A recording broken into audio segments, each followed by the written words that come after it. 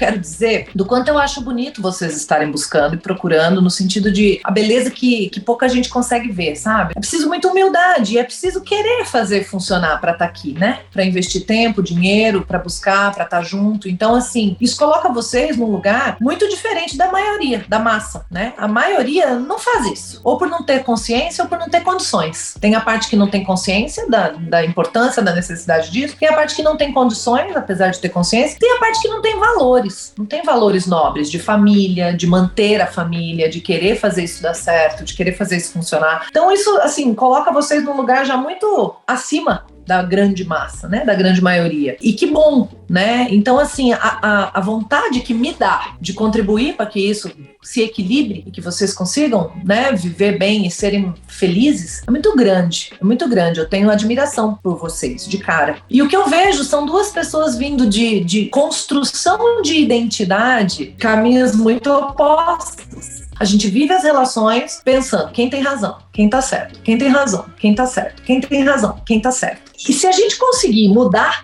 esse paradigma, se a gente conseguir entender no macro um plano divino de unir duas pessoas que vêm de extremos nas construções da sua identidade, e que aí a vida coloca duas crianças que são de temperamento forte, pelo menos o mais velho, talvez, né? Para colocar isso na mesa, vocês percebem uma oportunidade divina de crescimento, de um aprender com o outro e chegarem os dois num ponto de equilíbrio. Não que vão ser iguais, nunca vocês vão ser iguais, e nem é essa a ideia, mas que talvez o maior professor de um seja o outro, no sentido do caminho de evolução.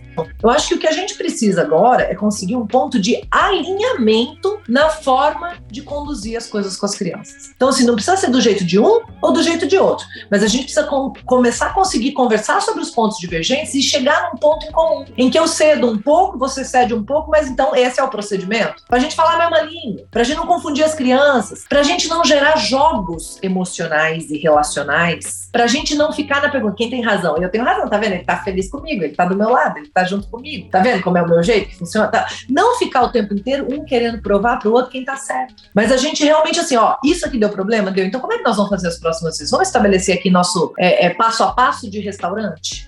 Isso aconteceu. O que vai acontecer na próxima vez que acontecer isso? O que nós vamos fazer? Como é que vai ser? A ideia é a gente ir estabelecendo procedimentos, às vezes coisas que parecem banais e básicas, mas que nesse momento vai fazer diferença se a gente parar e decidir o passo a passo de ir pro restaurante. Tem várias coisas. Eu vejo assim, quando eu escuto vocês falando a questão do restaurante, quando eu escuto, por exemplo, me dá desespero, porque eu também fico desesperada com as crianças sem noção no restaurante. Me dá desespero. E eu fico mais desesperada ainda de pensar que algumas coisas que eu falo podem ter sido interpretadas de maneira equivocada e tá gerando aquilo. Então, às vezes, a pessoa que me segue tá deixando a criança louca no restaurante e tá achando que eu aprovaria aquilo. Então, em mim, como uma pessoa que compartilha esse tipo de conteúdo, me dá vários tipos de desespero. Me dá o desespero da pessoa de ver as coisas acontecendo, me dá desespero da pessoa ainda achar que é isso que eu tô disseminando, que é isso que eu tô apoiando. Não é. Então, lá no começo da minha vida, tem 10 anos, né, que a gente compartilha conteúdo. Lá no começo da minha vida, eu tava tentando tirar as pessoas do autoritarismo. Agora, eu tô tentando tirar as pessoas da permissividade. Foi muito.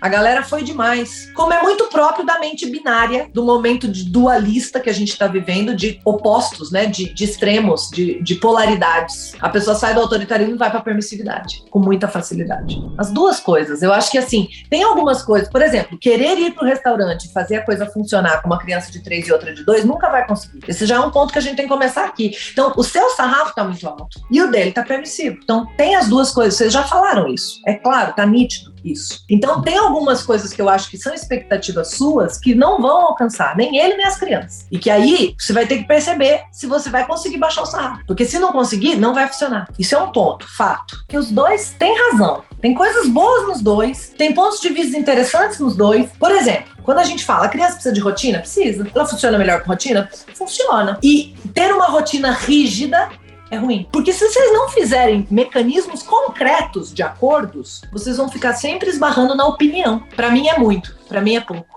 Pra mim não é tanto assim, pra mim é muito. Precisa botar na parede o que vocês vão combinar. Porque nem vínculo demais é saudável. Às vezes tá doentio, às vezes tá viscoso, às vezes não libera as crianças para serem elas mesmas. Tem um monte de coisa ruim nisso também. Mas eu tô vendo eu sou mais do sentir e eu sinto que não é só manejo. E mais ainda, a minha mulher tá endurecida. Eu preciso compensar essa falta que as crianças têm desse carinho, desse contato, desse apego, desse afeto. Aí, assim, meu Deus, ele dá demais. É aquela polarização que acontece. Agora eu tenho que ficar mais dura, porque se for no jeito dele, vai dormir nunca. Aí, ó, tá hora, hein? Aí, dentro da cabeça dele, pô, tá mais dura ainda. Eu tenho que ser mais mole aqui, gente, porque, pelo amor de Deus, as crianças são pequenas pra aguentar isso daí. Não é certo. Vocês entenderam, gente? Vocês entenderam o que tá acontecendo? Aí eu vou ficando mais mole, a mais mole vai ficando mais dura porque o outro tá mais mole. O mais mole vai ficando mais mole porque a outra tá mais dura. E nós entramos num ciclo vicioso, que a gente não chega num equilíbrio nunca, nenhum nem outro. Encarar essa escola cheia de coisa colada pela casa como uma travessia de uma ponte. Não precisa ser sempre assim. Não vai ser para sempre assim. Mas agora, talvez, esse seja um recurso pra gente chegar num outro lado de mais equilíbrio, de um olhando pro outro e conseguindo se admirar um pouco, de um não precisando extremar uma postura porque o outro tá no extremo oposto. E a gente então ir tentando encontrar pontos de alinhamento. Nossa, mas a casa vai virar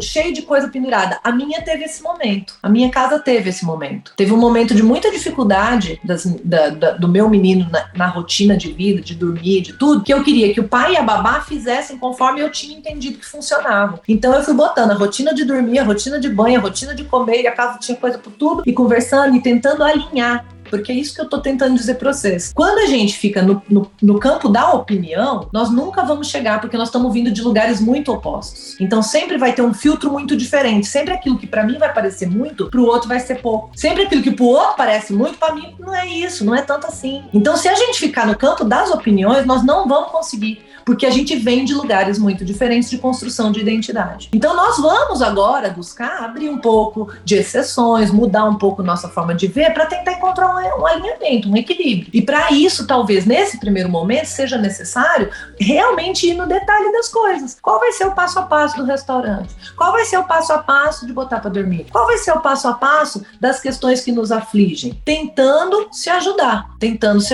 tentando fazer isso funcionar. Porque é verdade que não adianta estar junto numa relação tóxica, não adianta. Às vezes é melhor separar sim, mas também é verdade que é muito melhor não separar e fazer isso dar certo. Agora, não é separar ou não separar, é como seguir, separando ou não.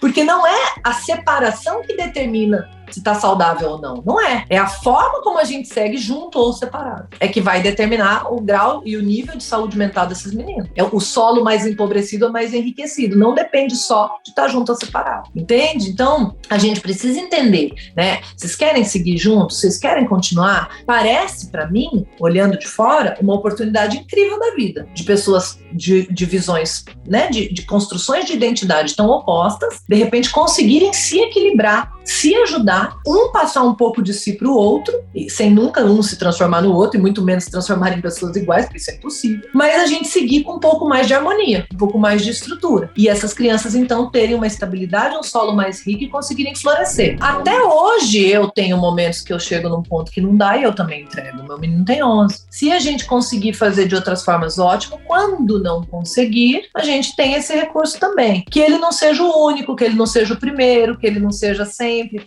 mas faz parte. Eu acho que tudo bem, às vezes, né? O que é ruim é essa mente muito polar que a gente tem, que só resolve com o iPad. Isso é triste. Isso é muito triste. Isso é limitante, né? Isso é limitante. Quando eu falo criança sem limites, eu tô falando da criança equilibrada. Porque a criança que é libertina, ela é limitada. Ela não é benquista. Em um monte de lugares ela não é benquista. A criança que é muito rígida, ela é limitada. Internamente, muitas vezes. Então, uma criança sem limites é uma criança em equilíbrio. Uma criança que consegue ser e consegue se portar nos lugares onde ela estiver, de acordo com a faixa etária. Aos 2 anos, é diferente o conceito de conseguir se portar adequadamente nos lugares, entende? Então, é esse ponto que a gente precisa conseguir equilibrar. E isso passa pelo cognitivo, de sentar e colocar o que é admissível, o que tudo bem, para ir encontrando esses pontos. A fase oral né? A parte que as crianças botam tudo na boca, né? Ou que a criança morde os outros e tal. Isso é fase? Existe uma faixa etária que isso é comum. Mas por que é fase? Você vai ficar esperando passar e deixando a criança morder os outros? Não. Então, esse é um bom exemplo de coisas que pode ter a ver alguma coisa da fase, da faixa etária, mas que ainda assim eu preciso arrumar um jeito de conduzir para fazer ter resultados diferentes, né? Se aquilo não é algo saudável, não é algo bom, não é algo desejável, né? Para viver em sociedade, por exemplo. No caso da criança que está nessa fase, eu sugiro coisas várias. E outra coisa ainda, a criança que está na fase oral e morde, ela pode sim estar recebendo uma agressividade do ambiente que ela está expressando na mordida. Porque fase oral ela não precisava morder, ela podia só botar as coisas na boca, por exemplo. As coisas são muito intrincadas, são muito junto. Então, tem coisa que é fase, tem coisa que é condução, tem coisa que mostra agressividade, que mostra carência. Então, são coisas que a gente vai entendendo que tudo bem que seja fase, mas não significa que não temos nada a fazer. A gente, mesmo sendo fase, pode ter condutas que favoreçam e que vão melhorando as situações. Não é para mandar parar, é para substituir ou para entender até quando. O que ele vai fazer então? Essa é a pergunta principal.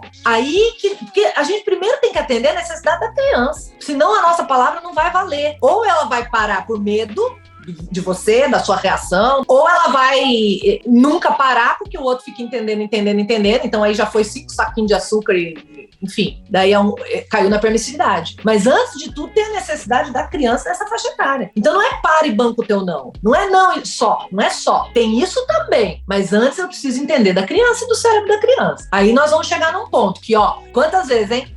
Nós vamos pro restaurante e tal. Começou, pegou ali alguma coisa pra brincar, botou a pimenta.